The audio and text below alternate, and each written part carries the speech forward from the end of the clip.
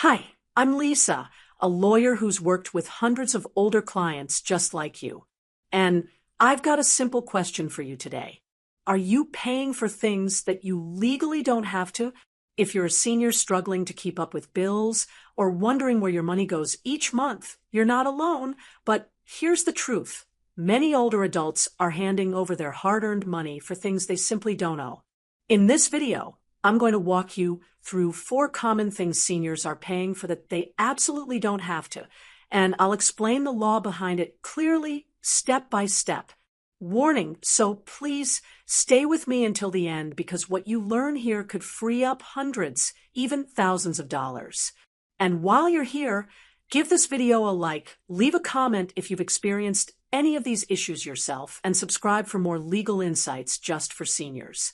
Let's start with the first one, and it might shock you. 1. Medical bills after a certain time limit. Let's talk about something that makes a lot of older folks anxious: unpaid medical bills. Maybe it was a surgery from years ago, an ambulance ride you barely remember, or a hospital stay during a health scare. You thought it was covered, or maybe you just couldn't pay at the time. And now they're sending letters again. Or calling, threatening even. But here's what most seniors don't know. Medical debt, just like other forms of consumer debt, has an expiration date. It's called a statute of limitations. Every state in the U.S. sets its own time limit for how long a medical provider or debt collector can sue you to collect on a medical bill. That limit is usually between 3 and 6 years, depending on where you live. Some states are even more lenient. Once that time has passed, they can no longer legally take you to court to collect. Period. They can still ask you to pay. They can send scary-looking letters. But legally, you are not obligated to pay a debt once it's past the statute of limitations. Now, here's the dirty trick. Some collectors bank on the fact that seniors don't know this. They'll keep sending letters. They'll say things like, pay what you owe, or we'll escalate this if you don't respond. They may even make the envelope look like a court notice. It's all intimidation. But what's worse, and I need you to really hear this, if you make a payment on an old debt, even just $5, you might accidentally restart the clock on the statute of limitations. That little payment resets everything, and now they can sue you again. It's called reviving the debt. And this is where seniors get trapped. You think you're doing the right thing. You think, well, I owe it and I feel guilty, so I'll pay a little. But by doing that, you may have just legally reopened a door that was already shut. That's why I always say, loudspeaker, never pay old medical debt without first checking the age of the bill and your state's statute of limitations. If you're not sure how old the bill is, ask the collector in writing to provide proof of debt and the date of last payment or activity. That's your right under the Fair Debt Collection Practices Act. Let me give you a real-world example. A woman in her 70s came to me recently. She had unpaid hospital bills from a surgery in 2016. She started getting calls again in 2024. 8 years later, the collector told her they'd sue her if she didn't pay, and she was terrified. She considered dipping into her limited retirement funds just to make it go away, but we looked into it. Her state had a 5-year statute of limitations. That meant by 2021, they'd lost their right to take legal action. They were bluffing and illegally threatening her. We sent a cease and desist letter, and she never heard from them again. Light bulb. So remember, don't respond to fear. Don't pay a dime until you know your rights. And if a collector's trying to bully you over something from 5, 6, or even 10 years ago, it's very possible you don't owe it anymore, and they know it. 2. Credit card debt after a loved one passes. Let's move to another issue I see far too often. And it's one that targets seniors during the most emotionally vulnerable time in their lives, after losing a spouse or close family member. Now picture this.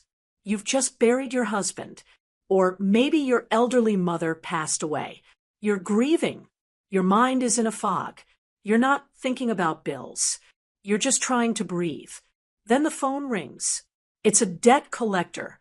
They tell you your loved one had a credit card balance, maybe thousands of dollars. And now, in so many words, they suggest you're responsible for paying it. They might even act like it's your duty, that your loved one's debt must be honored. Let me be very clear here as your lawyer. Loudspeaker, you are not personally responsible for someone else's credit card debt unless you were a co-signer or joint account holder. Just because you were married or related, or because you handled their finances, does not make you liable for their unsecured debts. And yet grieving seniors are tricked into paying these debts all the time. These collectors know exactly what they're doing. They use guilt. They use fast talk. They rely on you not knowing your rights. Some even phrase it sneakily, like, "We need you to settle the account." But here's how it actually works. When someone dies, their debts are paid. If there are funds out of their estate, that means from assets they owned, bank accounts, property, vehicles, etc. Not your money. If the estate has money, the executor handles those debts in a specific legal order. If there's not enough money, some debts just don't get paid. And that's that. The only time you'd be responsible is if you co-signed for the credit card or loan. You were a joint account holder, not just an authorized user. You live in a community property state, and even then, it's complex and doesn't automatically make you liable. So if a collector calls and says, "You need to pay this off," you say, backhand index pointing right, "I am not the account holder. Please contact the estate's executor in writing." Backhand index pointing right. Then you hang up. Let me tell you about Mr. Raymond, an 82-year-old widower who came to me last year. His late wife had a store credit card, $3,800 balance. A month after her funeral, a collector called, told him he'd be reported if he didn't pay. Scared and overwhelmed, he used his own retirement savings to pay it off. And guess what? He wasn't on the account. He didn't owe a penny. Broken heart, that money, his money, was taken from him because no one told him the truth. So let me tell you now, if your name is not on the credit agreement and you're not legally connected to that debt, you are not obligated to pay. Don't let manipulation during grief force you into a financial hole. 3. Unnecessary extended warranties and subscription services. Now, let's talk about a type of spending that feels small at first, but quietly drains your money month after month, year after year, often without you even realizing it's happening. I'm talking about extended warranties, appliance protection plans, technical support subscriptions, magazine renewals, and even bogus senior benefits memberships. Here's how it usually starts. You buy a refrigerator, a television, or a cell phone. At the register or during a call, they ask, "Would you like to add our extended protection plan for just $14.99 a month?" Or maybe someone calls you a few weeks later, claiming, "Your coverage is about to expire. Let's renew your warranty today." The way they phrase it, it sounds important, responsible, even. But here's the truth from a legal standpoint.